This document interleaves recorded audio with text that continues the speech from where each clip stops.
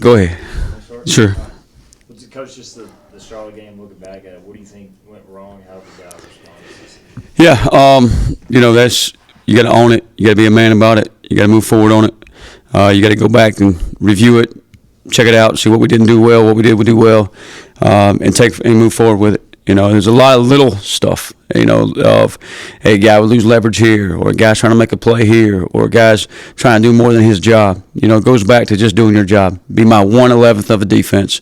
And if I do my job, I keep leverage on the football, the alley guy can now do his job and pursue inside out. But if I lose my leverage because I'm trying to make a play, now the ball bounces on the whole defense and we give up a big run. And that's really what it comes down to. And, once one of those mistakes happen, somebody else thinks they have to make a play or lose a little confidence in what they're doing, slows them down a little bit, and just kind of domino effect there. And definitely an embarrassing day for us all. Definitely something that we've slept with a lot over the last 2 weeks. Just remind us of urgency and intent and purpose and how we attack practice each and every day, and kind of lit a fire under our guys and coaches as well. So got to get it fixed. Got to move on about it. Each and every week's a new opponent, new opportunity. We needed that bye week to kind of, for two reasons, kind of fresh, rest up, and get our legs back under us, for one, and two, you're facing a new offense in Army. Who's an option offense and gives you time to prepare for those guys, kind of a little bit different than every opponent you've had up until this point. So that was good, and then we got to take, what mistakes we made all season into this game. We'll have to get a fix in the bye week and then get prepared in preparation for Army. The way the Charlotte guys kind of mentioned post-game, just that, felt like they were making your guys give up. I mean, how have they really taken that to heart over the bye week? Yeah. I think anytime you're on that side of it, especially as a player, you probably feel that way. I'm not sure I saw that exactly what they said on film, but at the same time, we didn't play it up to our standard to play the way we have defensively since I've been here. And our guys are really upset about it, really pissed off about it, as we should be, as coaches, as we should be. And that's something we got to take each and every day to figure out how we're going to get that fixed and make sure we're making a point of it. It's in the back of our minds. Obviously our focus is on Army, but it's always in the back of our minds and making sure that never happens again and we get it corrected.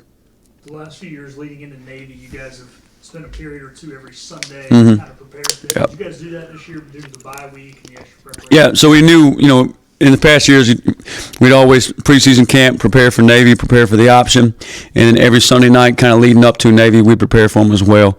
This year we knew we had the bye week and 2 weeks to get ready for Army, so we did not do that during those Sunday nights, just kind of went with that opponent of the week. But this year we had Army for 2 weeks of preparation. We did prepare in preseason camp for both Army and Navy, an option game, and our base fundamentals there. And then as we got closer to Army here, with the bye week, kind of focusing on that and what they do and what you got to take away and stop from them. Coach, I know every offense is a little bit unique and different from each other, but when you do look like that offense in Army, how much more difficult is that for you and the defense to prepare for? Yeah.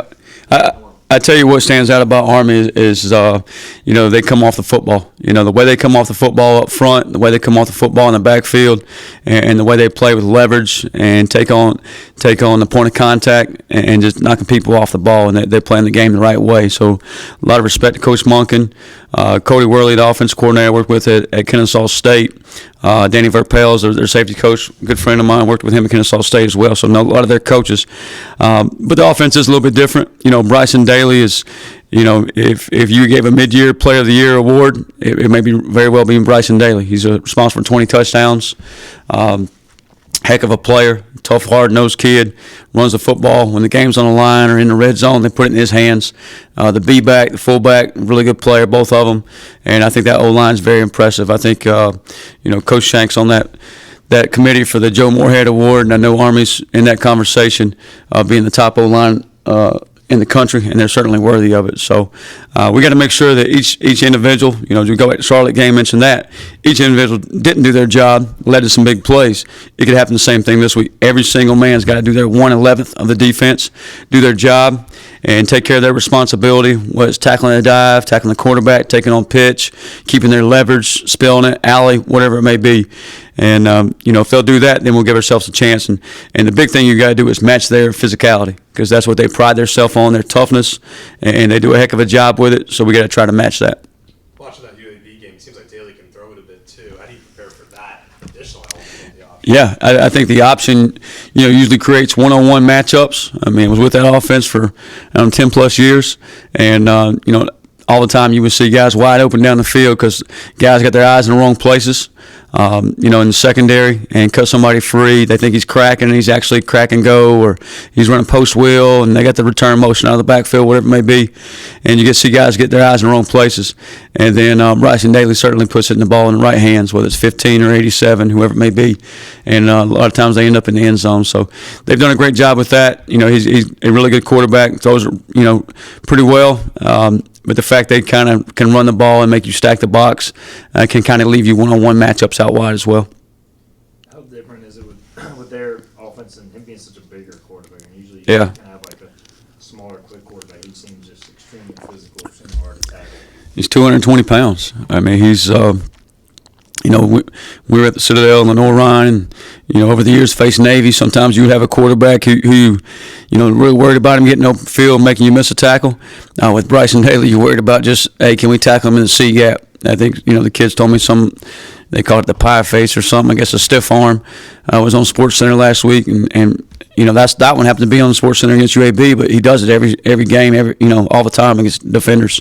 You see guys bounce off of him. You see guys, you think him having tackled up in the C gap, and all of a sudden he pops through and gains another 20 yards. And the B-back's the same way. And so we just got to do a really good job. I told our guys, hey, tackle thigh boards, and we got to top off, get guys to hats to the ball, and make sure we do a good job with that.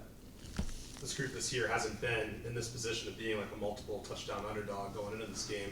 How do you think your group has kind of channeled that mentality? Hats off to Army and what they've been able to do this year, and 23rd team in the country. That's awesome for our conference. Awesome for them. Kind of setting the standard where we want to be in.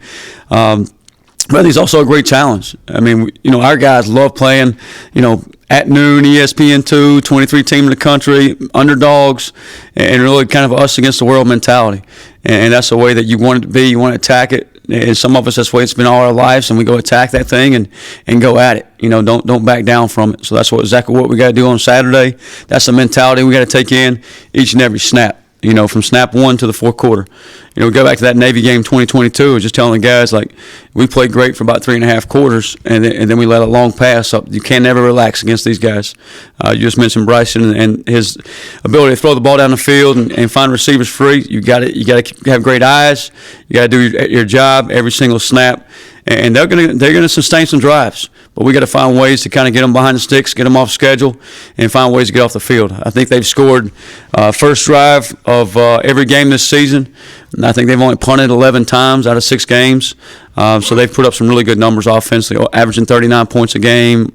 I think almost 400 yards a game rushing, all that stuff. So we got to find, ways to kind of get them off schedule and put them behind the sticks and do some things that maybe they haven't done all year, because they've had the lead in every game. They haven't trailed any game this year, so we got to make them feel uncomfortable, and we got to do that from the get-go and continue to do that every single snap. Coach, just an update on saon and his recovery and how he did mentally. Yeah, he had surgery yesterday, so I texted him last night and said, hey, expect you at practice tomorrow morning, be full go and all that. But, he was out at practice the other day, just smiling. It was awesome to see his smile and see his, just his attitude toward things and the positivity toward life. And, I'm thinking that yesterday and today probably was a tough couple of days as far as the pain. And I think after that wears out and the recovery, it's a long process there. But knowing Vaughn, he'll be right at it, attack that thing, and in preparations for his next steps to be in his career.